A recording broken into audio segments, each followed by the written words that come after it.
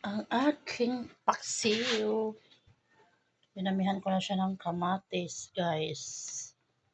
Yan ang aking tilapyang paksiw. Lagyan ko ng kamatis.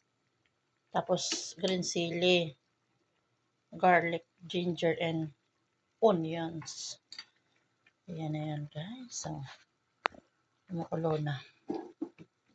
Dinamihan ko siya ng sabaw. Para lumambot ba, guys. Ulam na yan ng almusal, tanghalian, hapunan, din umagahan ulit. 2 days na ulam. Diba?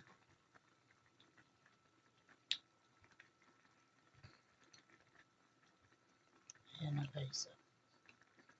Luto na yan.